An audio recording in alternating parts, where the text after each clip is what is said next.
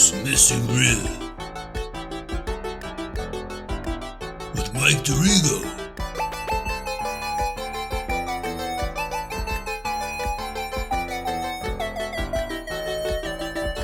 Somebody's getting busted for this. This is Wolfgar calling. The following comrades are to be released immediately. Mohammed Yafi, Lu Chan Tao, Mike Darrigo. Oh no, wait, leave him locked up. We've got terrorists enough. You people are never prepared, and there's no security.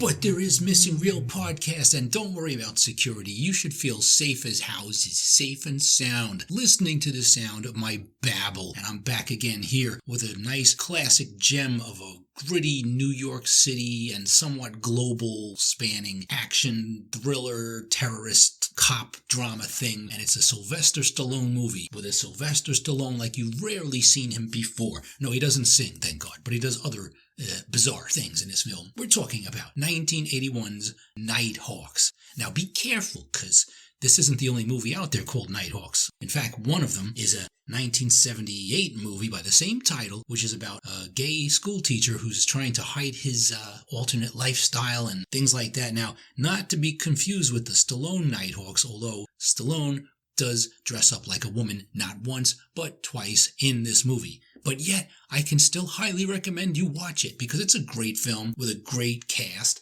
has some other amazing people in it. So let's get into it, man. Let's talk about Nighthawks, yes. Alright, so Nighthawks is a movie I first discovered on television, so what I was seeing was not the true version of this film that needs to be seen by adults and cinemaphiles and people who actually enjoy quality film. But it's a hoot because the editing and the stuff that they did to this movie, besides chopping out almost all the violence, I mean, how could you have a Stallone movie with no violence, right? They dubbed so many of the lines, even some lines which today you could get away with if you're like 5 years old, talking back to your parents. But back then, everything was censored, everything was edited, so all the words they were saying in some of these really intense scenes, which actually I believe were still dubbed by Stallone and the main cast members. I think so, because it sure sounds like him. But we'll get to those examples later, just so you can tell. I'll let you guess which is the television dialogue and which is the theatrical dialogue. Okay, so this Nighthawks movie, from the seeds of its inception, I guess, using all these big fancy words and Christopher Nolan movies that have nothing to do with this was originally planned to be another French Connection film, the third French Connection film, but Gene Hackman kind of like didn't feel like doing that crap anymore, especially after his second French Connection movie, where I think he was just strung out on drugs most of the time instead of chasing people under the subway. It's like, enough of that, let's try some other connections. Although this movie does have a French connection because there are a couple of scenes in Paris, because it's an international terrorist. And besides Stallone, the main reason to see this movie is the terrorist there, Wolfgar, is played by Rutger Hauer. This happens to be his first American film. Before this he was in a lot of Dutch stuff like Soldier of Orange and things like that, Paul Verhoeven stuff. But this is where Rut really started digging that rut, where he would be kind of typecast as a bad guy villain, but he did it so spectacularly well here and in further films that you've probably seen. I mean, how could you not know Rutger Hauer from Blade Runner, The Hitcher, and that's enough right that there. You could just emblazon his career on those films right there. But you get Blind Fury. He was a vampire in Buffy the Vampire. He played the same character Harrison Ford played in a Call of the Wild. John Thornton, the main protagonist there, him and the dog, it's like, star opposite a dog. It's either like Tom Hanks or Chuck Norris. But, Call of the Wild, if you're going to be in a movie with a dog, it should be that, something proper, something quality from the literary world. Jack London, yeah. Rutger Hauer was also a vampire in Salem's Lot 2004 television movie. And, of course, you'll see him in Batman Begins. And the last time I saw him in a film, which I don't think is the last thing he ever did, because there's still something in post-production right now, but the last time I saw him was as the president of the universe or whatever in Luc Besson's 2017 sci-fi epic Valerian, which is a pretty cool movie, but not as good as Fifth Element. Not as kooky, but pretty good anyway. But Rutger Hauer, man, what an amazing actor. He's gone now, but his work will live on forever. Okay, so getting back to Stallone, because I don't want to take away from the star here. I think, Stallone probably had a lot of input into this film and wanted to make sure that he had, all the good scenes, but it seems like Rutger got all the good shit, and that was based on some screenings and audience reactions. In fact, Nighthawks has been chopped down from a much longer cut It was over 2 hours originally, maybe 2.5 hours practically. And you know me, I'll watch any extended cut of a movie if it isn't garbage. But they chopped out a lot of stuff in this movie, probably just character development and love scenes and emotional crap with Stallone doing some decent acting. And we'll never get to see this stuff. I mean, it was on the cutting room floor and somebody probably swept or vacuumed it up and it's gone now. I mean, even the good re-releases of this film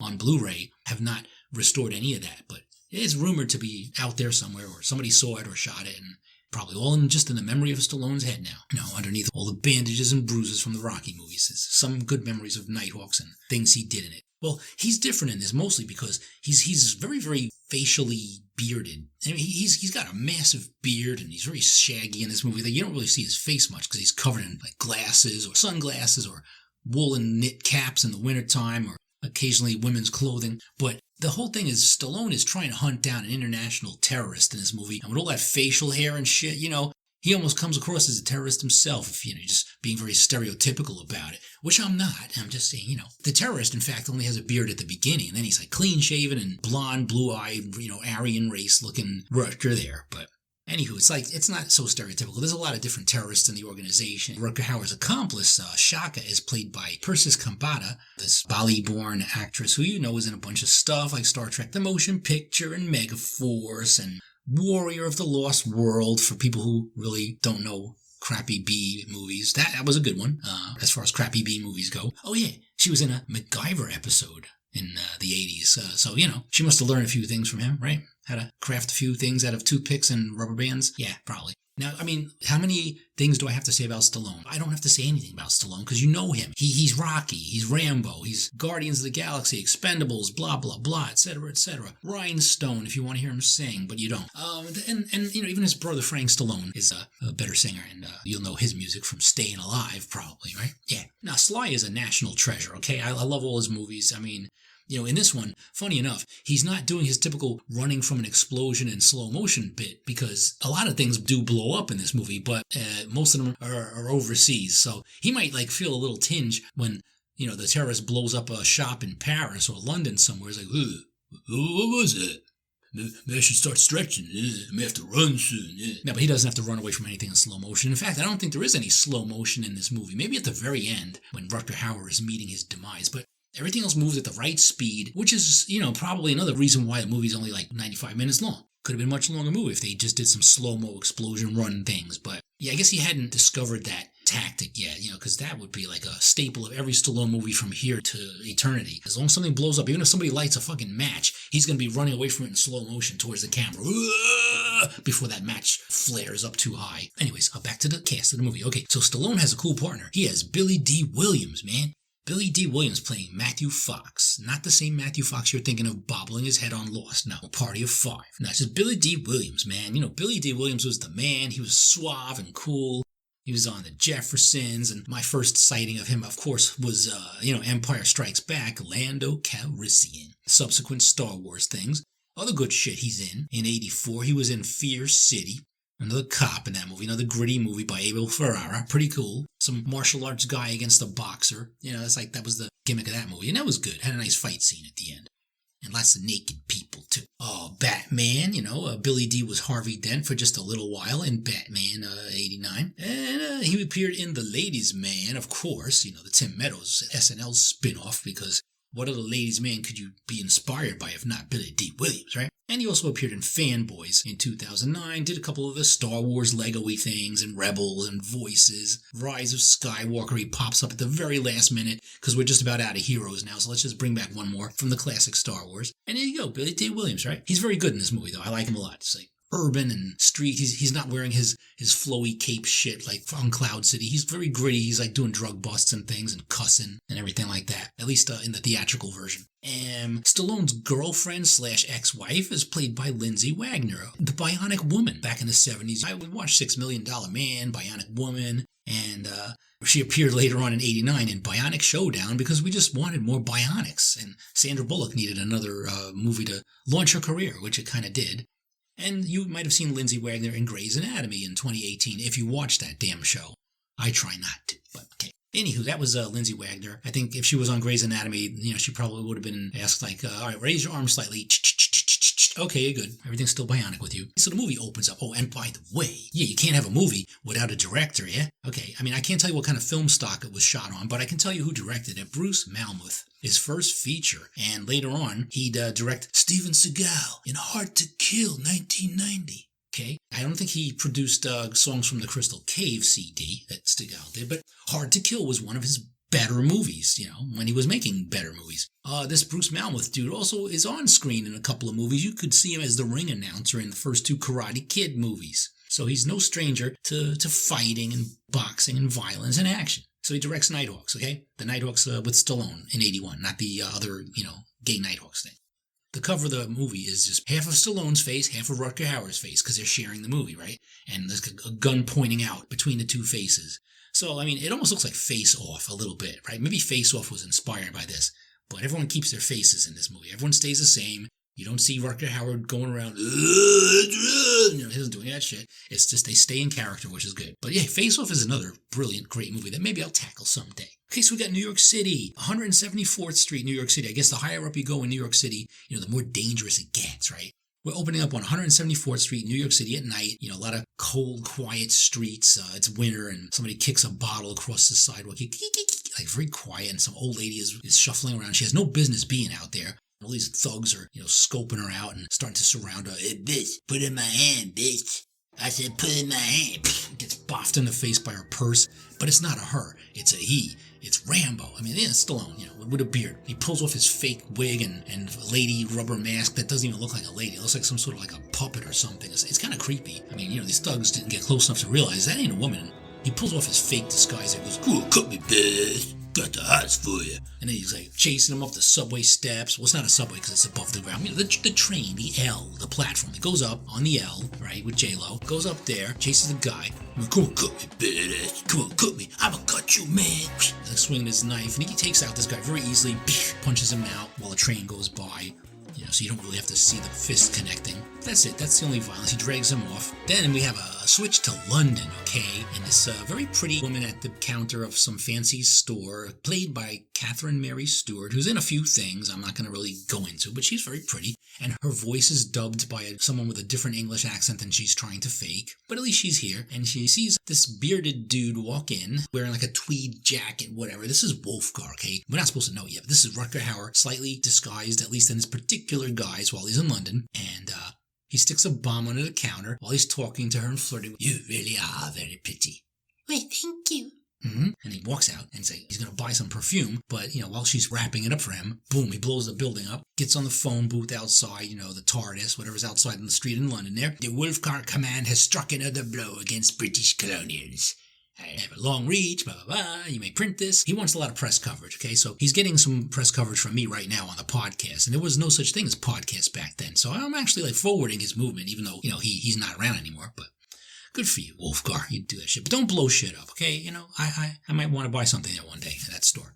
We're going back and forth between what Wolfgar is doing and what Stallone. Oh, and let's get his name. Let's not forget about, Sylvester Stallone always has to have a cool character name in all of his movies, right? So now, let's see, who's he this time? Oh, yeah, Deke da Silva. All right, sounds Italian, but I've never met anyone named Deke, if you were in school with a name like Deke, you go, Deke the Geek, Deke the Geek. Or like, hey, what's up, Deke? Oh, I'm sorry, did I pronounce that wrong, Dick? It's Deke. Probably had a horrible childhood growing up. So he's Deke da Silva. It just sounds cool with all these names. Trying to be like one of those Marvel character superhero alter egos who has like the same Clark Kent, Peter Parker, Deke da Silva. Right. Okay.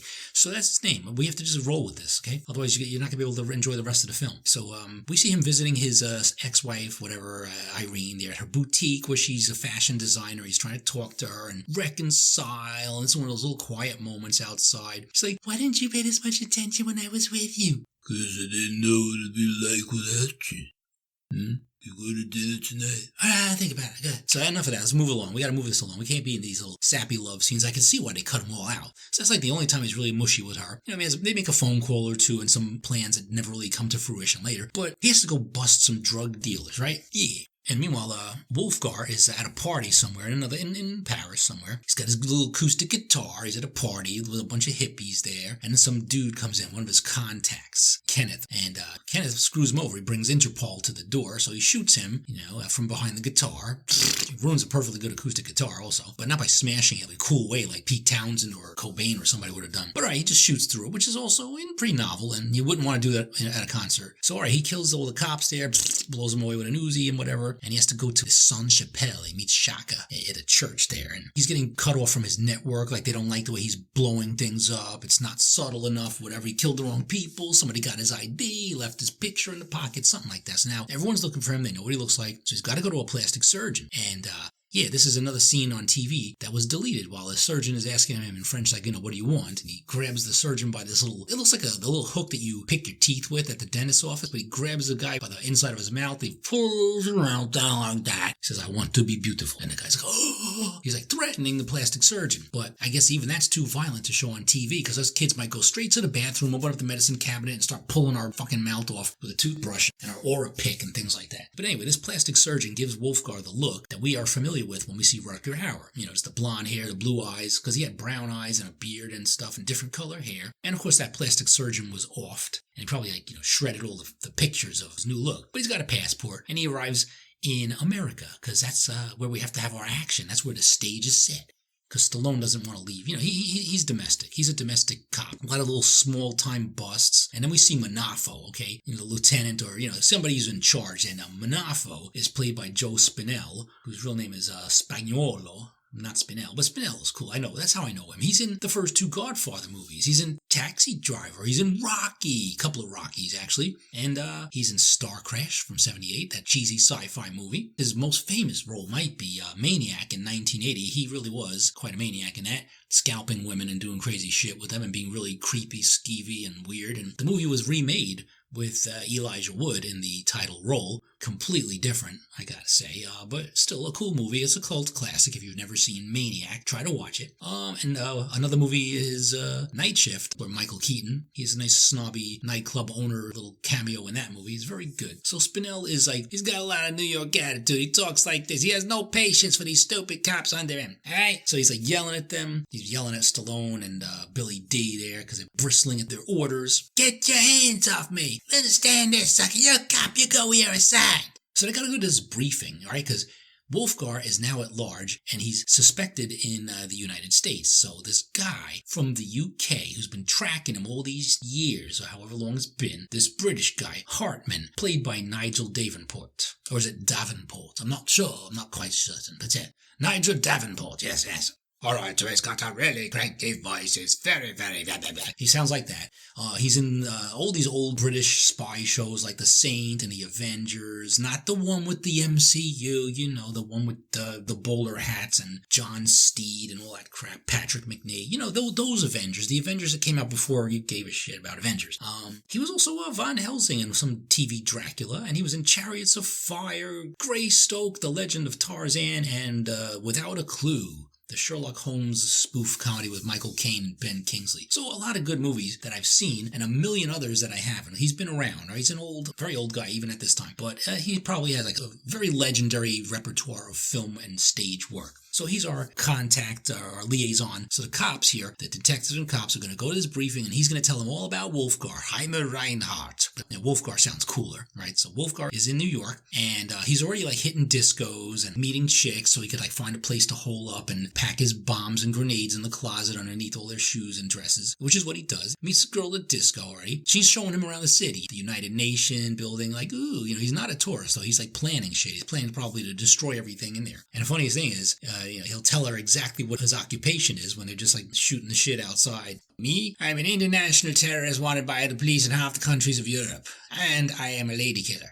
And she doesn't believe it at all. But it's all true. And she finds out soon enough when she starts snooping around her closet. I mean, that's her place, but he's keeping shit there, right? And she finds the shit. Well, while they're doing their thing, the briefing's going on. And there's a lot of really boring lectures and educational stuff about terrorists all over the world and history and things. And Stallone is doing these little pencil sketches of Wolfgar that aren't very good. Don't look like him at all. Billy Dee Williams is there with him. They're like just goofing around and elbowing each other. And he goes, so pay attention, everyone. Time is short. Shit. Something to add, this is Mr. K. Catsmith was sitting here. Logical explanation. Yeah, it's very logical, Sly, but you have to be briefed in all the counter-terrorism techniques and da-da-da-da-da. He quizzes everybody. Hartman is giving quizzes, showing slides and everything. It's very, very boring. People are smoking their cigarettes, falling asleep. So now we see what happens to Pam when she's looking around the apartment when she thinks Wolfgar, or Eric as he's calling himself, is out. And she finds a case full of explosives and guns and grenades, and he grabs her. He's like right behind her already. He's watching her. Grabs her. She's terrified. He's like, it's all right. It's all right. You go to a better life.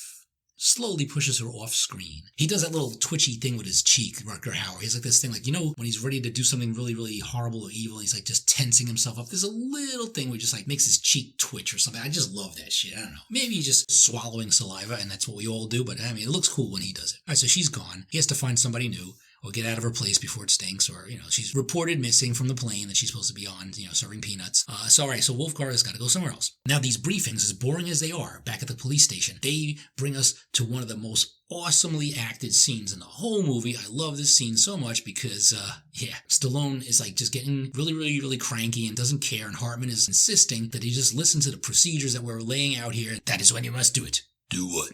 Take him. You mean open fire? There's no other way. And if we miss, that's dead hostages. You know, he's worried about hitting the innocent bystanders. But meanwhile, every other Stallone movie you got, he's just blowing away everybody in sight. Doesn't matter who or what they are. He's got bullets flying this, that, every other way. Where's Cobra when we need him, man? What is this pussy shit? This Deke to Silver. He's like, probably too many of those romantic scenes that got cut. They're still stuck in his head, man. He's just too sappy in this movie. He doesn't know how to just let loose with the AK-47 and Rambo his ass through and go after these terrorists. But, I mean, thankfully, he does not shoot anybody accidentally in this movie. I'm just saying, he's being cautious, but he's not the Stallone, Rambo, machine gun toting, muscle bound bonehead we expect and love in this movie. He's not. He's a deeper, darker character. So on with the scene here, where the acting really ratchets up. Okay, so he's pissing off Hartman a little bit. Oh, for God's sake, man. To defeat violence, you need greater violence. These people are already hostages. It's our responsibility to save them. Well, it's not my responsibility to be part of an accidental homicide. Oh, for Christ's sake, De Silva! Will you get off this cop on the beach mentality? Your wife left you for it. Wasn't that enough? And then Stallone stands up very slowly, murder in his eyes. Hartman swallows. He just turns around and starts walking away, and Hartman grows his balls back. And how did I know that, De Silva? Because I make it my business to know the personal details of all you people, because they're weapons against you. And I knew that would get through to you, De Silva. And if there's any way, Wolfgar will know it too. He will know the backgrounds of each of you people. Make you live in fear. That's the technique of terror. How do you like it? I'm out. He just walks away. And so, we think Stallone is off the case because he just can't take orders. He doesn't want to shoot anybody the wrong way. It's too bad. Oh, so that scene is awesome. I love that. So now they start going to discos, not to dance, no, because they have to find out where Wolfgar is going to pick up his next woman and start shacking up with her. So they go to all these different discos, and they play cool music back then. I don't know, I was like not really into discos and stuff back in the day, but they would play rock and roll, man. People would be dancing rock, and this is like after the Bee Gees had their, ABBA, the Bee Gees, all that shit already blew over, and like now it's like rock and roll, man. I don't know any place in the world you could go and hear anyone playing fucking Foghat now, but some of these places are cool. They're playing like Brown Sugar by the Stones, and it's excellent. Now, the thing about the soundtrack of this movie, all right, the first few times I saw it on TV, when I rented the tape, whatever, in Blockbuster, it was cool. The songs and the music, I'm going to talk about the composer for the movie as well. But the songs, right? The songs in the movie are cool, and they really fit the scene, and they bring the tension that you need in these scenes. But on some of the home video releases on DVD over the years, some of these songs, the Stones and another Keith Emerson cover of a Chicago song that are integral to the movie and to the mood are being like just replaced by some generic whatever shit rock music songs that I never even heard of before, and they're horrible and they ruined the whole fucking scene. So thank God the newest release of this Nighthawks movie from I think it's on Shout Factory, like everything else is, because they put out a lot of these old gems. You get all the right music cues. It's great. Now about the rest of the music in the movie, the music here is composed by Keith Emerson of Emerson, Lake and Palmer, for you prog heads. You know who he is. He was a brilliant keyboard player and composed some really wacky, sort of like avant jazz, but still very New Yorky sounding stuff for this movie. And it was tense, and the music is pretty damn good. You'll hear a lot of it. It's very percussive and jazzy. So the sequence in the disco, when they finally go to the place where they spot Rutger, they're going to give up for the night, but like Stallone's like, hey, one more place, let's just try one more place. And they find him, and they do the sketching things. Wait, look, what if I did this, and then that, and I took his glasses away and left? I don't know what, because that is standing over there. And they're looking over at Wolfgar, and he's dancing with some pretty foxy Latina chick there from the looks of it, and they're dancing, and she's got a nice tight dress on. He seems to be doing pretty well with her there. And you see Stallone and Billy Dee just standing a few feet away staring at him, and the lights are flicking, and the music is really intense. It's like very, very percussive, and you know something's going to happen. It's great. I mean, I love the build-up in this scene. It's excellent. Bravo to you, Bruce Malmuth, whoever directed it, or whoever the DJ was. And this is a very tense, like, staring contest. Wolfgar starts turning his head a little bit, just glancing their way, and he looks again, and they hold their gaze, and the recognition is there, and the music is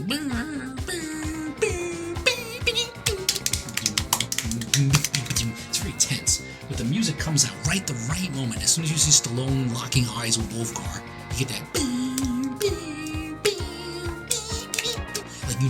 this is the moment where these two enemies recognize each other. And it's so cool. But in that shitty DVD version, you don't get that music. You get whatever the hell's playing over it.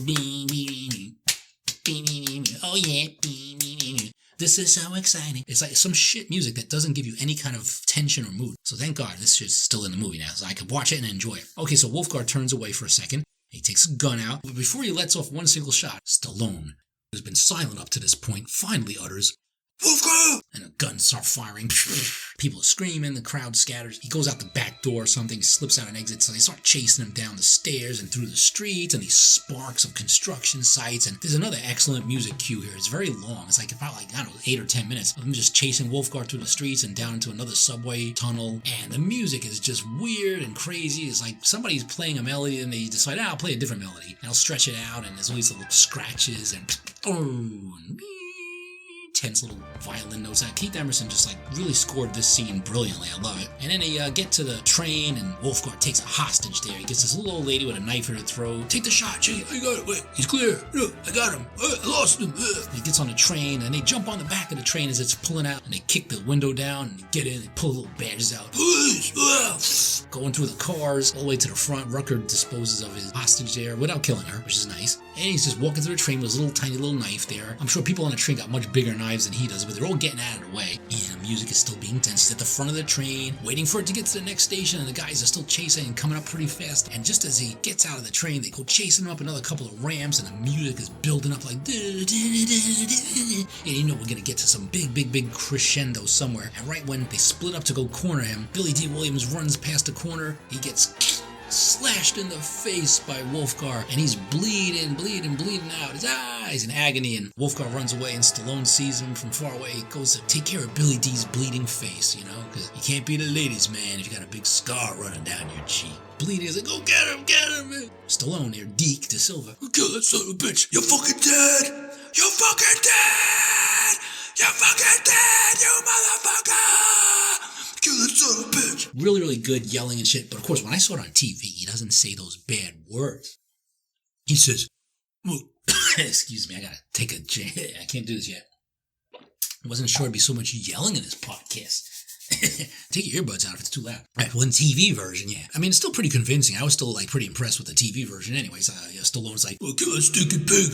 You're freaking dead. You're freaking dead. You're freaking dead. And the only word they didn't edit out was the very last at the end of dead. So I watched it both ways, and it's pretty good, I mean, there's a lot of other stuff edited throughout the movie. Billy Dee Williams was calling somebody miserable freak earlier on, and miserable freak is really supposed to be, motherfucker. But it's not, because he says it, you gotta pay for every life you waste on this shit, motherfucker.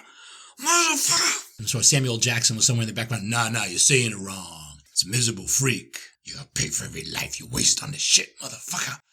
Motherfucker! Yeah, like that. Okay, so Billy Dee is cut. He's in the hospital, and the doc says there's 1 inch further up where they cut your artery or something. Take. What was it, man? You should have took the shot. Yeah, well, you should have not stabbed your friend Han in the back on Cloud City. How about that? You should have turned Vader down. Why'd you do that? Tell me what to do. So he leaves the hospital, feeling a little bit defeated, and he lost Wolfgar. What are we going to do now? I don't know. Stallone goes to do a little target practice, all right, because he has to make sure when he shoots, he doesn't shoot the wrong person. So he goes to the target practice. He's blowing away the targets. He's doing pretty good. And of course, yeah, there's nothing to worry about, because if he kills any innocent bystanders in here, they're just made of paper. So it's good practice. He'll do the right thing. It's like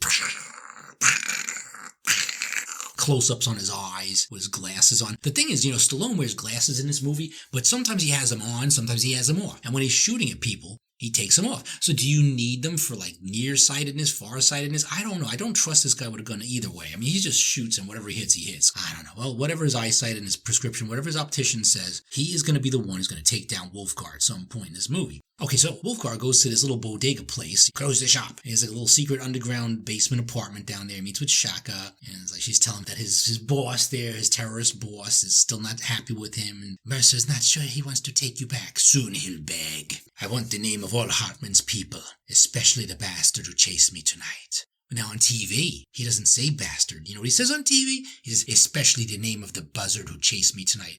Why would a buzzard chase you, Rutger Hauer? Why? Buzzard, if you were dead, maybe it would come around and start picking away at your corpse, but I don't know, man. He's not a buzzard. But all right, that's the best word you could come up with that starts with a B, so if we're trying to read lips, we'll say, hey, he didn't say buzzard. It's kind of like Die Hard. Why the hell would anyone say yippee-ki-yay, Mr. Falcon, as I'm told? I never watched Die Hard on television. I watch it the right way. But somebody says yippee-ki-yay, Mr. Falcon. Or maybe because it's dubbed so badly, yippee-ki-yay, Mr. Falcon. Something like that. It's just, I don't even want to investigate that, so thank you. Rutger Hauer, right? Man, I don't know. That big chase sequence was pretty damn good. He could have been jumping across rooftops if only he found a dove, to help him make that jump across the rooftops when he's getting chased. Yeah, but, I guess it wouldn't work with a pigeon. He's in New York, so I guess he just said, forget about that, no more doves and jumping across rooftops. And that was in L.A. in, 2019, the future, 2019 anyway. So, all right, I'm going off on a geeky tangent. So sorry about that. All right, back to Nighthawks. Yes, okay, back to Nighthawks. Now, there's this big UN delegate meeting at this Metropolitan Museum, and there's a lot of security there, and Stallone is dressed up in a proper suit for once, and they have CBs, checkpoint what, checkpoint 2, Billy Dee Williams is there with a maxi pad on his face to help, heal up that wound. It's a pretty big cut. So they're walking around, everything's quiet, and after all that big blow-up that he had with Hartman, Stallone and him are sort of like, it's water under the bridge now, the bridge that is about to blow up, and Stallone runs away from it in slow motion. Let's just say, I feel you'll do the right thing at the right time. So he's trying to encourage Stallone to not be a dick to him anymore. So when this thing's going on, like he talks to him on the CB, he's like, Hartman, you hungry? Chinese food after? All right, so he's asking him out on a date. Isn't that great? It's great. So these guys get along a little bit better now. Looking forward to it. Hartman's going up the escalator, making one more little wisecrack with Stallone. He gets to the top of the escalator, and in disguise is Shaka. Gets shot. His dead body's on the top of the escalator, and Stallone comes running. Move. And you see, don't move him. It's not his big play anyway. How do you know that? Because I'm beginning to know how the stinky pig thinks. Oh, I'm sorry. I'm on the TV version again. Because I'm beginning to know how the son of a bitch thinks. Okay, so after this whole UN thing is done and Hartman gets shot, the delegates are all taking the Roosevelt Island tram. It's this cable car that rides across from Manhattan and goes to Roosevelt Island in the middle of the East River. It's really cool. I rode on it one time just because after all these years, don't you want to go on that thing from Nighthawks? I mean, it's still there. It's still running. I mean, it looks a little different, and you can't do the same shit that they did in the movie on it, unfortunately, but, I always wanted to, just, stop it in midair and, send a cable down through the bottom and, So Wolfgar pulls an Uzi out on the middle of this tram car. This is Shaka. Do not underestimate her because she's a woman. She has your maternal instincts. Unexpected stuff. And all the delegates are on this thing, and he's holding them hostage up there, and he calls up the cops there. I want all this and that. These are my demands. Release all my comrades. And there's an infant on board. I want it taken off. I don't want the press to write that I'm a man without a conscience. Billy Dee Williams is like, yeah, I'll be right there. Not you, Fox. I want that buzzard. / bastard. What bastard? Me. So Stallone's in a helicopter, and he knows that he's the bastard, or buzzard. So he has to go and, hook up to a cable and get drawn up to the tram, the cable car thing, which Wolfgar has already dropped a woman out of after he shot her in cold blood. Just killed one of the delegates' wives. Asshole. And then Stallone goes up the cable, and he sees Wolfgar. He gets a gun pointed right in his face. It's a big tense moment when they finally meet face to face. How do you feel? Helpless? Could have cut the cable. It's a long way down. Why'd you kill a woman? I wanted to. So why'd you kill me? Me. In due time. So it gives him the baby when it starts crying, and he gives him a note. Now this is for the press. Now you may drop the child. Oh, no. Don't drop this. He'll be alright. He lowers him back down. After he philosophizes with him for a few seconds. We're not that different, Teak. I represent an oppressed party. I'm a liberator. Teak, you must realize, we're not heroes, we're victims. I want more life, fucker. So he lets Stallone go. Wolfgar's still in tram, and now he has more demands. They have to go pick him up with a bus later on with all the hostages, drive him to the airport, and De Silva will drive the bus. You know, when he gets you off that bus, he's gonna waste you. I always try to cheer me up. So Stallone has a good idea. He gets a wire. Well, he thinks it's a good idea. I think it's stupid, but it works anyway for a little while. He gets wired up with a little cassette player inside of his vest there. Right? He wants Hartman's last lecture on Shaka. So he goes to the site with the bus, and he's ready to drive them on the bus. All the prisoners come out with a little rope around like it's a class trip, holding hands and all tied together. Move! Police snipers up on the rooftops that are going to try to help if they need to. Billy Dee Williams is one of them. I guess he's a good shot, right? Good at shooting and stabbing your best friend Han in the back. Then Stallone is like right up against the bus there, and Wolfgar's like, soon it is your time. And he goes in a bus there, and some hostages start moving in, and then Stallone presses a little button on his little inside concealed tape player.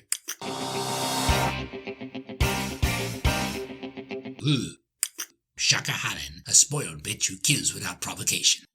And she comes out of the crowd. You shit! And she makes herself vulnerable, and Billy Dee Williams puts a hole in her fucking head. All the prisoners start scattering, and Wolfgar runs into the bus, and Stallone grabs the Uzi that was on the floor from Shaka and starts firing at the bus. The bus goes off the pier into the East River splush. Good stunt performed by Dar Robinson there. And the bus starts sinking, and they can't find Wolfgar. Like, where is he? He's not there. So they find his little bodega place, though. They look through all the shit, all the papers, and Stallone's girlfriend's address there, his ex-wife's address is on there. So he goes running out, and he has to go rescue her. So Lindsay Wagner, one of her few scenes, again, coming home, wearing a nice fur coat, little snow flurries coming down, and walks up the steps to her apartment, goes in and locks the door, and guess who crosses the street? Wolfgar, wearing a sweater, a nice bright sweater. Not much else, not carrying any big weapons. He walks in, he picks the lock, he has a knife. His little handy pocket knife that is, handy for slicing up Lando Calrissians. So he goes into the apartment there, he's creeping in, and the music's like...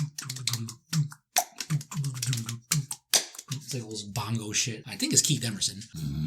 These ominous sounds. See, I'm not really sure that's actually on the soundtrack. There's some other music on the soundtrack for the ending that got cut out of the movie, so you don't really even hear that while the tension is building up and Wolfgar takes the phone off the hook. Remember that? When you could take a phone off its cradle and it goes Yeah, they don't have that anymore. But yeah, she would have her phone with her, and it would be very difficult to take it off the hook because our phones don't have hooks anymore. But they have little buttons you could hold on to them with, but they don't have hooks. All right, anyway, think about that. It's really dating this movie. But okay, so he takes the phone off the hook, and he's stalking, and inside the kitchen we hear dishes being washed and pots being put into the sink and whatever. And while the dishes are being washed, Wolfgar creeps up right behind Irene. When he's raising his knife, right as he's about to stab, this woman turns around, and it's Stallone in drag yet again, wearing a wig, and you see his bushy beard and everything sticking out, and the music's like Psycho's score on an endless loop, and Wolfgar is like frozen. And of course, Stallone takes the wig off first, just for dignity. Very slowly takes the wig off and he's staring him down without blinking. And then Rutger tries to stab him, takes a shot. Of course, the gun is underneath the washcloth or the sponge. It's probably all drenched with palm olive, but it still fires. Big red blood stain on the nice, clean white sweater Rutger is wearing. And he shoots him like one more time. More Psycho music. Bing, bing, bing, bing. Goes through the door of the apartment, which opens the wrong way apparently, but he falls out of it anyhow. So the ending of this movie was much gorier and much more bloody. I think he gets shot something like 6 times, and apparently even Dick Miller, not Dick Miller, who the fuck was it? Not him. Dick Smith, yeah. Makeup artist Dick Smith created like a fake Rutger Hauer head to get blown up a la Scanners by the final bullet that Stallone fires. But we don't see all that crap. That must have been awesome, but they cut it all out. So you just see Rutger falling with a very, very bloody sweater. 2 bullets get fired, but he has about 6 gunshots in him. And he falls outside in the snow and bleeding and dead. And that's it. And Stallone comes out to sit down and maybe light up a cigarette or whatever and just chill there and just ponder the moment there, It's a very zen moment sitting down with the terrorist you just took down. So in the end, after all of his counter-terrorist training and techniques, Stallone's winning tactic was just cross-dressing. That's all you got to do, man. You can outsmart these terrorists. Just like throw on a dress and a wig. Couple of fake boobs, maybe. We don't see Lindsay Wagner yet, but I think there was also another cutscene where she comes outside to sit on the stoop with him and just like share a cup of tea or whatever and just talk. So what, we get back together now? Now that I took care of this little problem. I took out the trash. I'm a good husband again. So that's the end of Nighthawks, man. And, before Rutger dies, he looks up at Stallone. He goes, I've seen things you people wouldn't be. He dies. Now, that don't happen. That would be great. But, that's a much better movie. I mean, look, I love Nighthawks. Don't get me wrong. Nighthawks is fantastic for its time. I mean, it's one of those great, gritty old New York City cop thrillers that just works. It has great acting, good scenes, good cast, pretty good dialogue. There's not a single dumbass action movie macho one-liner in this entire movie. There's none of that shit. This is where the law stops and I start. Like, he didn't learn those words until much, much later. Prepare to be judged. Nothing. No Judge Dredd. You have the right to remain silent.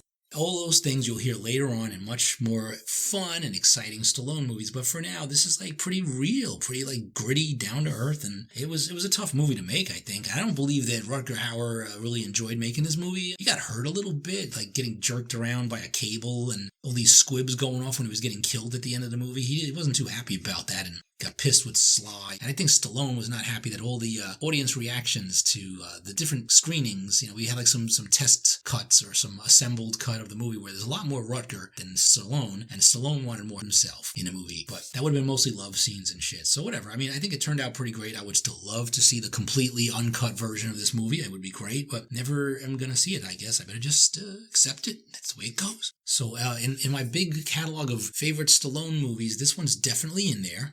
And Rutger Hauer movies. This is like his first big American film, so of course I count this in as one of his absolute must-see touchstone films of his great career.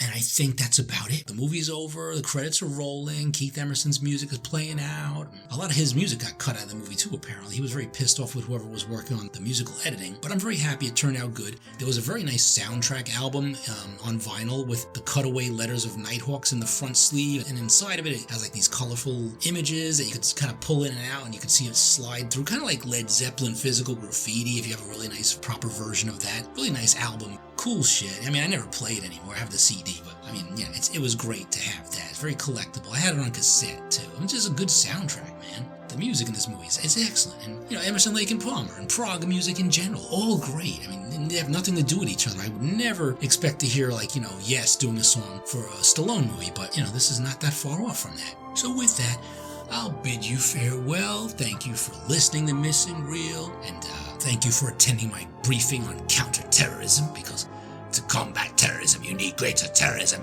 You need Missing Real podcasts with Mike Darrigo, damn it! Alright, y'all. See you next time. Toodaloo.